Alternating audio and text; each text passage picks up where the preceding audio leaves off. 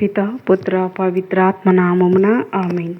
ప్రియ స్నేహితులారా, మీ అందరికీ దేవుని యొక్క ఆశీస్సులను తెలియజేస్తూ ఈనాడు జూలై 5వ తారీఖు ఈనాడు తల్లి శ్రీ సభ 14వ సామాన్య ఆదివారాన్ని కొనియాడుతూ ఉండగా ఈనాటి దివ్య బలి పూజ పట్నాల ధ్యానాంశానికి మిమ్మల్ని అందరినీ కూడా ప్రేమతో ఆహ్వానిస్తూ ఉన్నాను.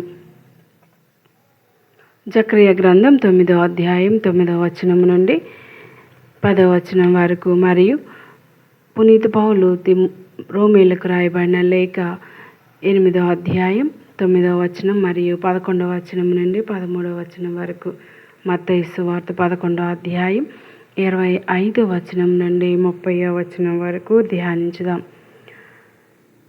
భారముచే అలసి సొలసి ఉన్న సమస్త జనులారా, నా యొద్దకు రండు, మీకు విశ్రాంతి నొసగెదను.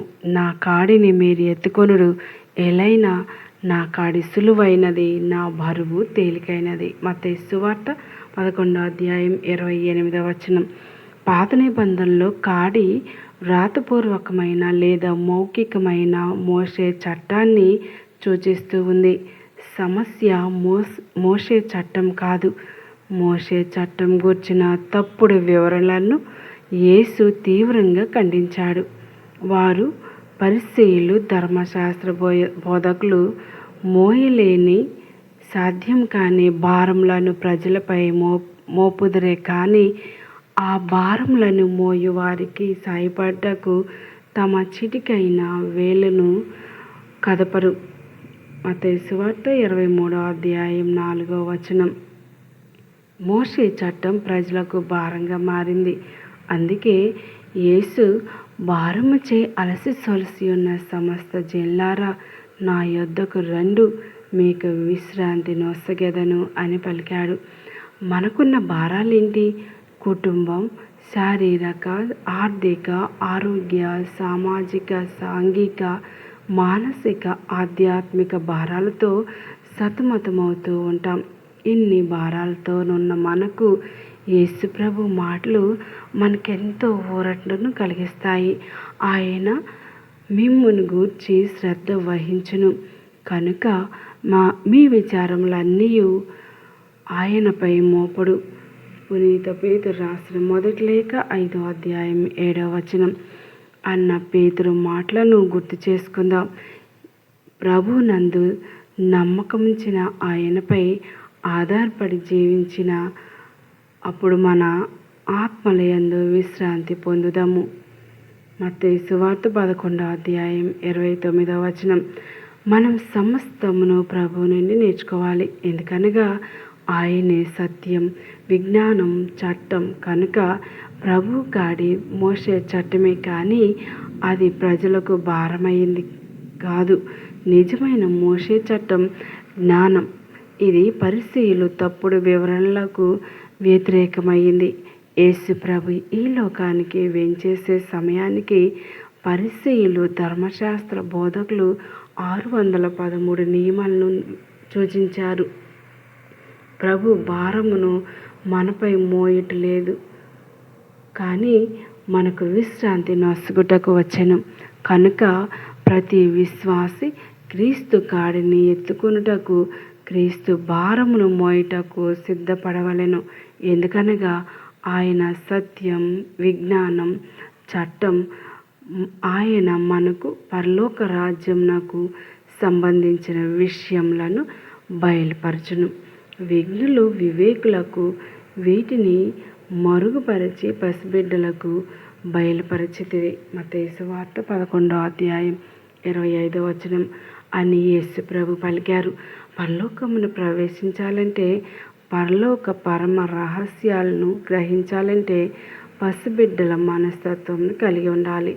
మీరు పరివర్తన చెంది చిన్న బిడ్డల వలె రూపొందిననే తప్ప పరలోక రాజ్యమున ప్రవేశింపరని మీతో ఒక్కడించున్నాను అని ప్రభు పలికినారు.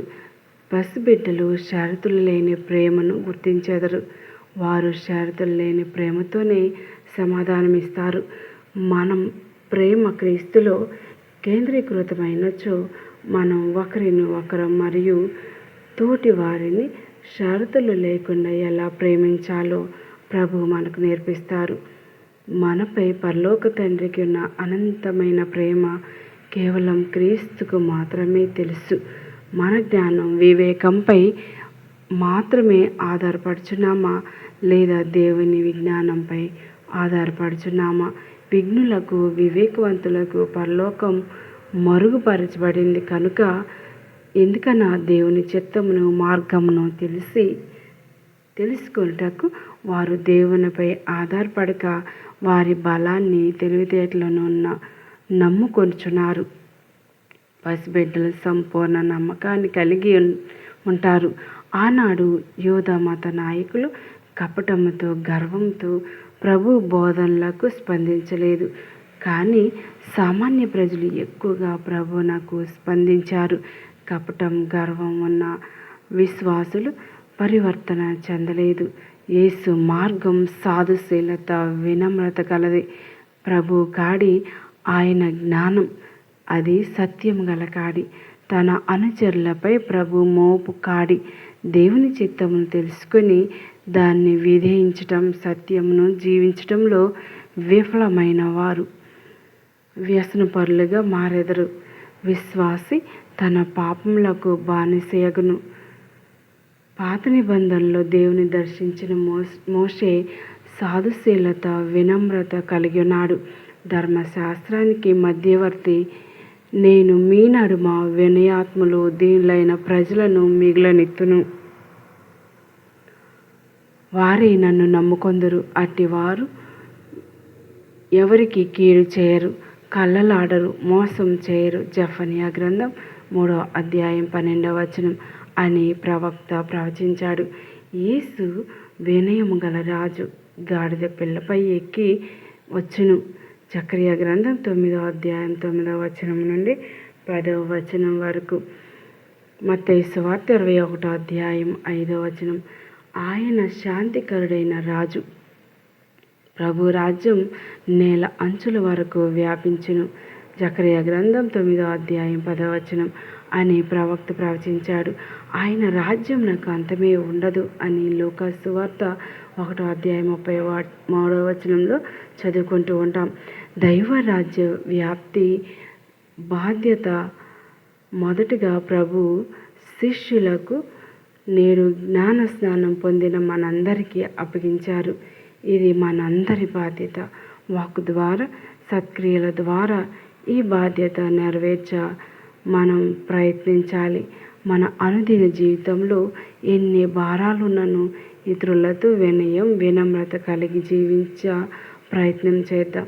మన పాపాలను మోయు దేవుని గొర్రెపిల్ల క్రీస్తువే. జీవితాన్ని భారంగా మార్చుకోక ప్రభునందు నమ్మకం ఉంచి ఆయన వసగు విశ్రాంతి యందు సేదతీరుదాం. దయగల దేవుడు ఎల్లప్పుడూ మనలందరినీ ఆయన నీతి నియమాలతో శాంతి సమాధానాలతో నింపుదురుగాక. ఆమేన్. దయగల సర్వేశ్వరుడు ఎల్లప్పుడూ మన యొక్క దీన ప్రార్థనను దయతో ఆలకించి మనకు కావలసిన వరాలను కుమ్మరించుదురుగాక. ఆమేన్. పితా పుత్ర పవిత్ర